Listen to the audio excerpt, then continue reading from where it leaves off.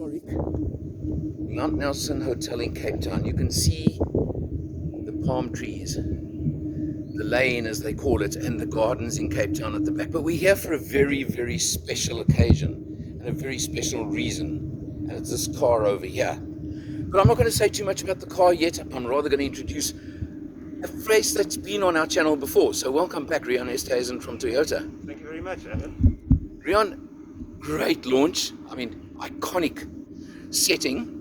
Mount Nelson Hotel, the Nelly itself, the Pink Lady. Do you know that that's its nickname in Cape Town as well?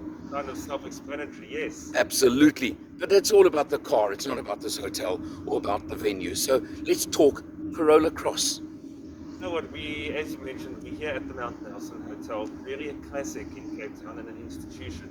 Very much like Corolla, that's been produced in South Africa since 1975. So, as we know, Corolla is in its 12th generation. And next to me here is the newest iteration of the Corolla family, the Corolla Cross. Absolutely, So, yeah. This is the first SUV execution thereof, which makes it different, but that's very much where the market is going and where the customer's demand is lying. So, And this is our product. this is the product. And of course, now, you mentioned produced in South Africa. But there's a big story to that badge, produced in South Africa. Let's talk that very quickly, because that is such a big part of this news and of this launch. Sure. So of course, new energy vehicles or NEVs, that's the new buzzword in the automotive terrain. So Corolla Cross is for the first time, so it's a two-part story really. We've got hybrid available on Corolla Cross, but not just in terms of a product offering, in that it's actually available, rather should I say, produced locally. So it's the first locally produced hybrid for Toyota, and that has required big investment, big redevelopment of our prospective facility, but ultimately to take Corolla into the new age and make hybrid accessible. And I think this is the key point we want to emphasize. Make hybrid accessible to the people. The pricing on this one. The price point on this car is very aggressive, and it's in a body shape that offers a lot of utility, versatility, and just straight out appeal. Well, something like 40% of new cars in South Africa are pretty much in this category now. So, current sales. So that tells us you're aiming at where the market is. Let's change my format. Let's talk price right now, because it is exciting and it's a big factor on this car. Right, so pricing on this for the entry-level petrol model, and maybe let's just jump back and say that there are two powertrains available, a conventional 1.8 litre petrol and then a 1.8 litre hybrid, which is the version we have here. So the petrol model starts at mid-300s.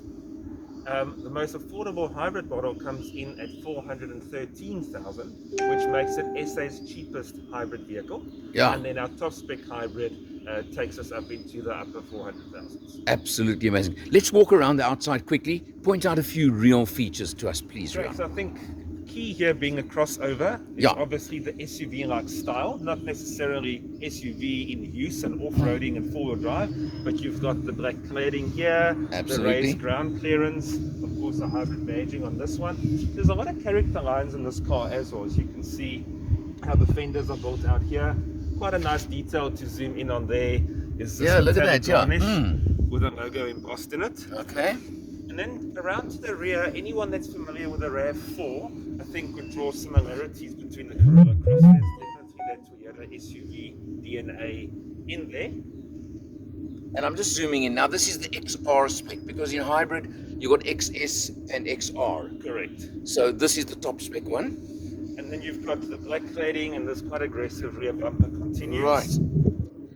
And we just went past the wheels just now, the very, very handsome mag wheels. And of course 18-inch on XR spec, right? That's correct, yes. So that makes a difference as well. And that's important to have that factor. And then if we sweep around to the front,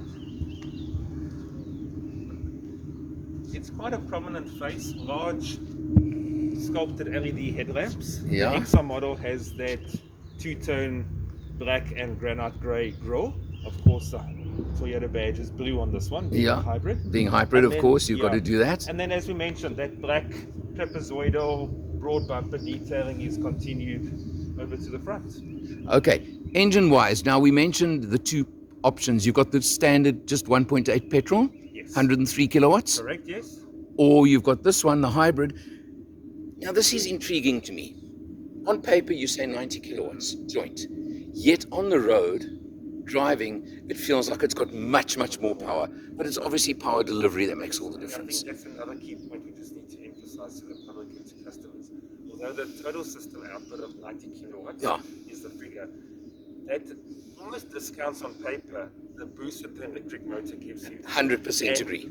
There's no aggregate torque figure available, but you've got the petrol engine's torque output, and that is supplemented by the electric motor. So it gives you that forced induction turbo/supercharger boost in torque and that instant response, Right.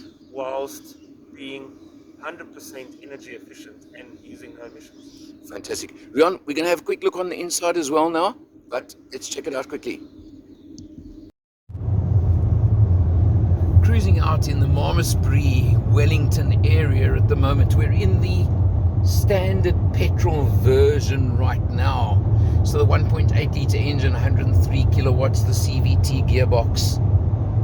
Smoothness is a word I've got to use for this car. We're cruising, sort of sitting nicely at 110, 120 kilometers an hour out here on a freeway, which is perfectly legal. I've got Glenda driving me over here. Glenda. Hi. Hello. Yeah. Doing a nice job driving. I've driven for a while now, and you can see the space in this car is really good. Really, really nice space in the back seat, everything, because it is a B to C segment, as they stressed during the presentation, and that is the point. It's nice sized. I'm going to call it a compact medium SUV.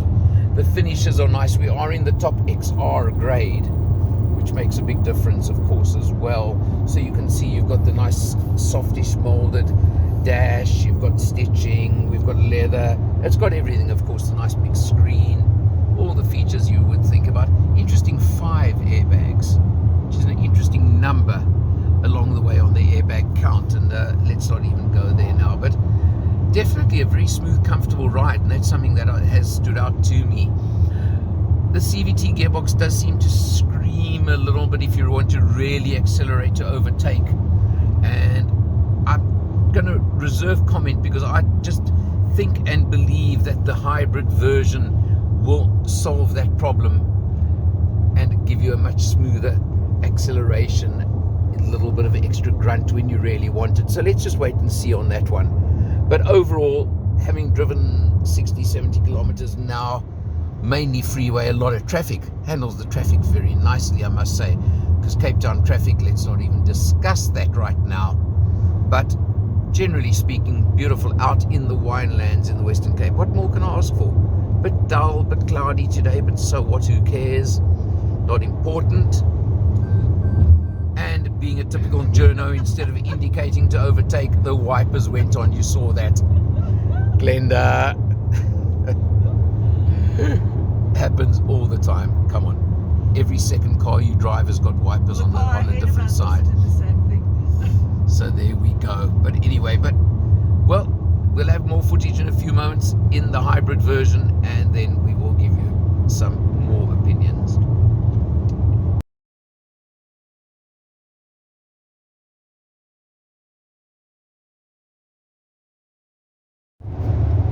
Back on the road again, and this time we are in the hybrid version. Interestingly, we've dropped a spec level and we're now in the XS, which is a slightly lower spec level. But have a look here. This is an interesting little graphic on the center screen, on the infotainment screen, showing whether you, of course, are running on the engine or the battery. At the moment, you can see this is the thing of a hybrid. When you're on a freeway, you tend to run far more on engine than battery. Well, Glenda just lifted off a bit, and you can see the battery's busy draining like anything over there. But you do have regenerative braking, which will give you the difference. The instrumentation is also a bit different and a bit simpler on the XS version. But remember, you are talking 413,000 Rand as opposed to 450 roughly. So it is a big difference, about 40,000 Rand difference between the two cars. And you can see some of the differences. We've dropped to 17-inch wheels instead of 18s and things like that, but not serious.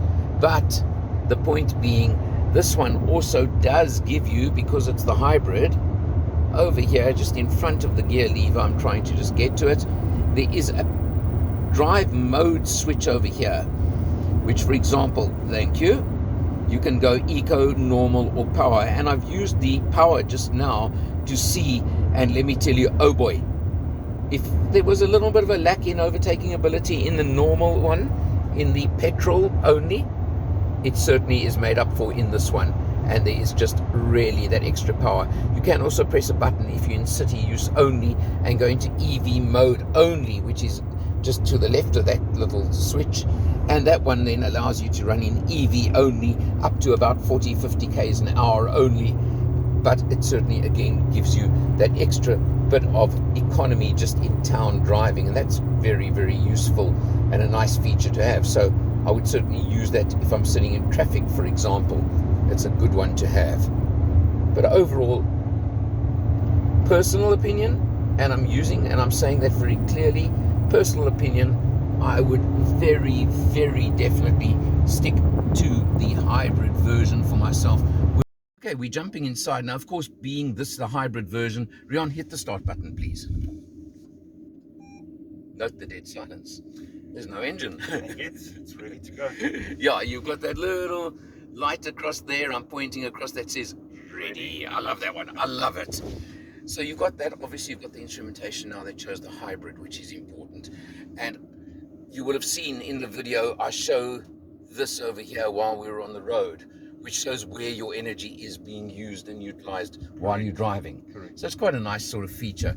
Rian, I showed the inside of the car a few moments ago while I was on the road. So, but just take me through a couple of the really big features of the interior of the car. Okay, so of course, being based on the TNGA, Toyota New Global Architecture platform, the interior, and in fact the chassis itself, is shared with its Corolla sedan and hatch stablemates. So the interior is very much similar to what you would find in the Corolla sedan and Corolla hatch.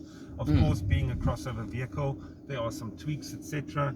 The Cross is significantly wider, and I think maybe let's just jump whilst we're on that topic. It's surprisingly spacious for a vehicle in this category. 100%, yeah. You really have excellent occupant space, which was a big focal point for the designers with this car. So very simple, very elegant layout, soft touch features throughout. You've got your connected screen here. Of course, there's Android Auto and Apple CarPlay interface. Correct. We just don't have that connected right now. Dual zone climate control in these models, USB CVT transmission, as well as the drive mode, EV mode, and the VSC switch over there. Yeah. And some nice metallic details. Well, the drive mode in particular, I found it made quite a difference. A lot of cars that I test have variable drive modes and switchable drive modes. And let me tell you, I'm not naming anyone, but a lot of them, really, you press the button and the revs go up. It's really just throttle response. Correct, this does make a difference.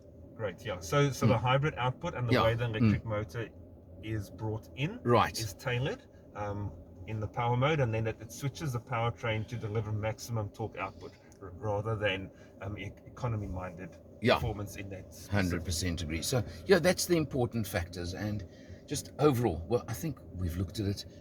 Rian, I cannot believe you guys don't have a winner on your hands with us. Well, let's hope so. That's certainly the goal, is to make Corolla Cross really successful, and we believe it's the right fit for the South African market. And maybe just one final thing to add, that the XR models, as with the progression with safety systems, etc., has Toyota Safety Sense, which of course is the pre-crash, it's blind spot monitoring, it's adaptive cruise control, and that is all operated by the steering switches over here. So this XR model really is, and especially in hybrid execution, an all-in-one package. It is amazing, and I think it's going to take the Corolla name badge way up again. And you guys have pulled something here by making hybrid in relative terms to motor cars in South Africa, which nothing's affordable. Correct. But you have actually pulled something out of your hats to make this affordable relative to the market. And that's amazing. Thank you. That's been part of the strategy, and we hope that the South African public can really now get into hybrid and experience the virtues of hybrid. You know what? Very simple. Test drive it. Yes. Don't be frightened by new technology, new energy, all these buzzwords that people are throwing around that I think scare people. True. Don't. And we offer the peace of mind. Yeah. So of course you've got the biggest dealer network in the country, but also there's an 8-year, 195,000 kilometer warranty on the hybrid battery. On the batteries, which are under the back seat. Correct. Yeah. So you've got it all. You really do. It's mindset now. That's what it's about. Wake up, South Africa. That's my comment. Experience Corolla Cross hybrid. Rian, thanks a lot. Thank you. Lovely little trip down to Cape Town, to the Pink Lady, the Nelly. Spent a night here and in the ballroom last night for a banquet, shall we say? Oh, it's an important car and an important launch. Yeah, and getting back to the normal world. Thank goodness for that. Well, thanks, Rian. And behind the camera, yet again, this is becoming way too much of a habit. I'm Eleanor. You should see me in front of the camera next time.